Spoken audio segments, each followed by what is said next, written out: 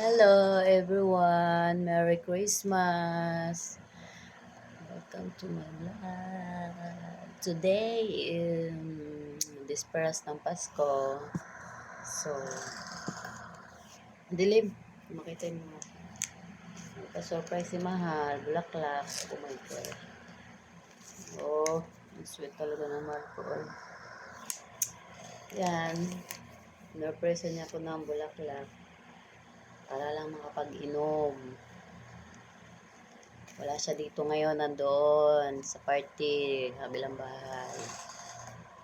Mamaya ako pupunta doon pag kakain na kasi nagluluto pa naman. So, ngayon, kilig na naman siya. Bango? I love you. Kinilig si Inday. Alam niyo guys, first time ko nakatanggap ng bulaklak. Oh my God. Rose pa. Diba? With heart pa.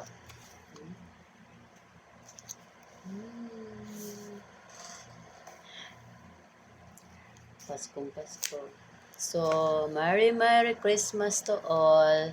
At sa mga family ko, sa anak ko dyan na hindi na ako tinatawagan kasi laging busy. Kayo. Sige, alalahanin nyo lang ako tawagan pag sasahod na ha. Sige lang, okay lang. At least, hindi kayo nagugutom dyan. Antayin ko na lang naman malapit na ilang days na lang sasahod na si mama nyo. Kaya, alam ko na naman, tatawag kayo, malapit na yan. So, Merry Christmas to all, and Happy New Year. Balong ng bulaklak guys. My heart, tas may ano pa siya, may butterfly, my gosh, ang ganda. Ang sweet talaga ni Don Robert.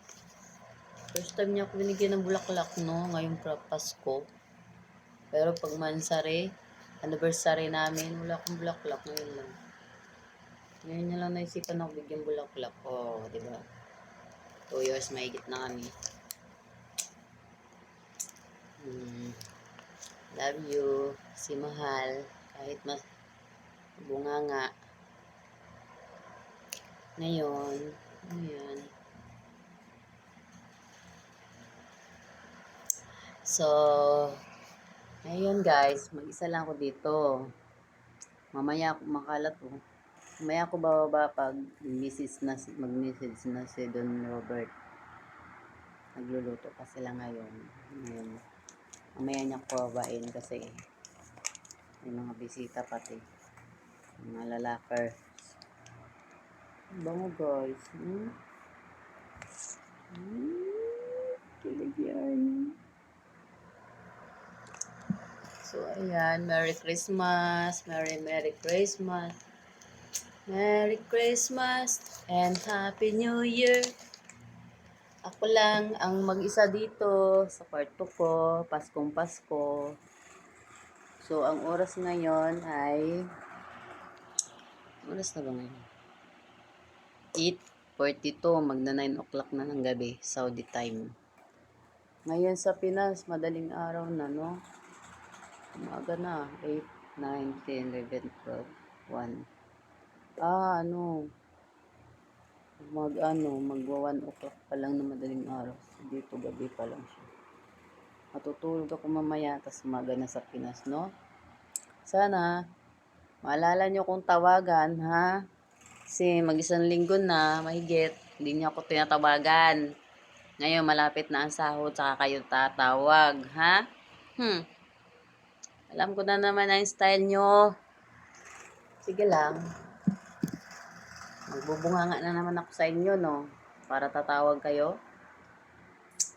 Buti na lang, may bulaklak ako, kaya wala yung init ng ulo ko.